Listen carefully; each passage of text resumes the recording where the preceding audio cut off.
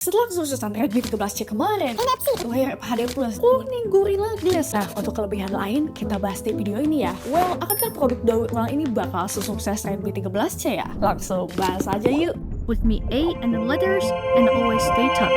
Oke, 108 megapiksel, super clear kamera. Ini keunggulannya juga ya. Cuman ada RAM 8GB ya. Paling kecil ada di range 1,7 dan yang terbesar 1,8.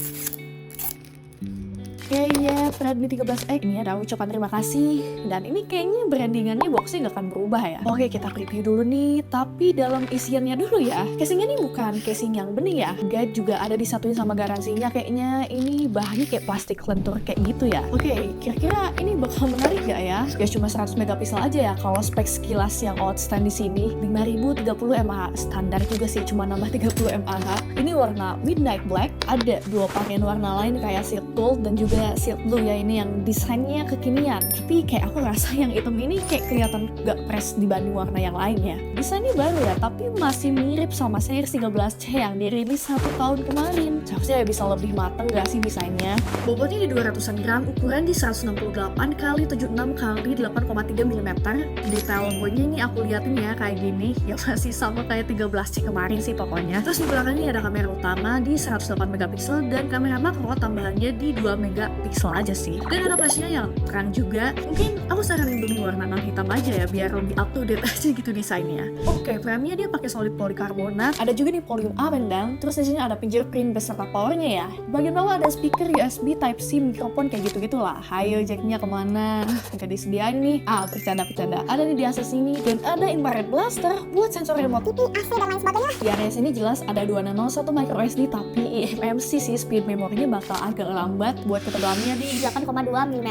iya masih ada part di box ini, ada charge 33 watt dan ada USB yang Type-C dan SIM injector, lengkap semua sih isinya ya. Untuk SIM-nya hybrid ya, dia bisa di-up memorinya sampai 1 terabyte. Oke, kita langsung nyalain aja Android 14 HyperOS, bonus update Android 2 kali dan 4 kali security patch, jadi bisa lebih aman. Layarnya yes, FHD Plus itu udah oke banget loh di harganya, tapi masih 90Hz, udah cukup sih bikin irit baterai. Tapi di kelasnya biasanya udah pakai di atas itu ya. Bezelnya juga masih tebal nih, gak enak dilihat, tapi udah pancol sih at least. Pencerahannya cuma 400 nits dan rendah sih, dan dia di max di 500 nitans. HP-nya gede di 6,7 inch, 85% lah total layar dari bodinya. Terus ukuran dia FHD tadi ya, jadi udah bisa jernih banget nih layarnya. Terus untuk perlindungan layarnya kan tadi dibilang dia pakai corning Gorilla Glass. Terus ada juga perlindungan mata yang dari sertifikasi TUV yang udah terkenal itu nih. Terus masih IP53 lagi. Ini artinya cukup aja ya terlindung dari debu dan airingan di beberapa sudut tertentu aja ya. Tapi mereka klaim kokoh juga sih. Bisa kalian baca di sini ya. Ini audionya menurut kalian gimana? Boleh tulis komen di bawah.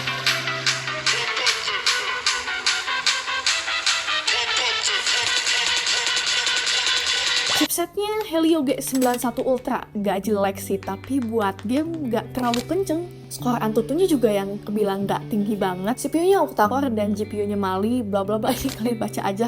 Nah, terus buat sensor, dia gak yang lengkap banget, but one in at least ada NFC buat tap-tap nih, dan juga infrared blaster yang dijelasin kan tadi buat remote TV AC, ini penting juga sih. Sisanya ada sensor jarak virtual, sensor cahaya sekitar, accelerometer, dan ada juga kompas. Gak ada ya gyro hardware, dia sensor software virtual aja sih. Jadi dia ngebuat agak delay juga nih gyronya ya. Main PUBG dari medium ke high, dapat 40-60 fps. Genshin nih, kerancarnya di medium dan low shadow dapat 60 fps-an gitu. MLBB di range 50 fps-an. Kan FPS yang bagus sih, Tapi udah oke juga. untuk keseharian kadang lancar, tapi karena memorinya eMMC nih, kalau buka lobby game atau APK berat itu kerasa sedikit nge-lag say. Tapi untuk keseharian lainnya aman aja sih. Baterainya juga 5030 mAh, ya masih standar sih walaupun ditambah 30 mAh doang. Oke, selain ada earpiece di sini ada juga kamera 13 megapiksel. Di sini untuk modenya ya umum-umum aja sih. Hasilnya emang detail banget ya karena 108 megapiksel super clear tadi kan ya klaimnya.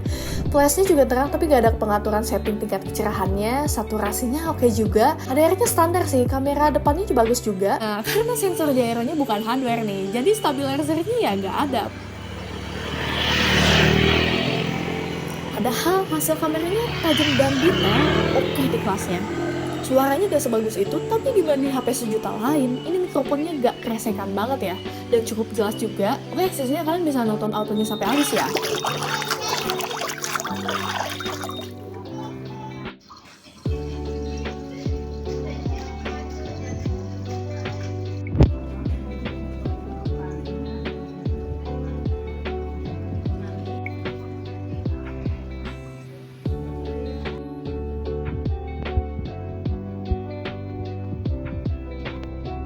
zoom ya di sini sampai peaknya di sini 6 kali bisa di zoom.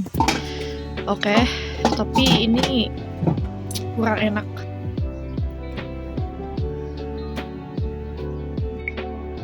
Jadi ini output videonya yang 1080 di versi 30 fps. Oke, jadi ini output videonya yang 1080 di rate 30 fps. Nah, ada juga versi yang 720 sama kamera belakangnya. Ini juga 30 fps juga. Jadi kalian bisa dengar outputnya kayak gini ya. Ini yang 720 per 30 fps, jadi outputnya kayak gini. Oke, menurut kalian worth it gak nih? Tapi ngelihat penjualannya lesu, tapi semuanya balik lagi ke kebutuhan masing-masing. Jangan lupa kasih tombol hype, support terus small creator. Makasih dan hatur nuhun.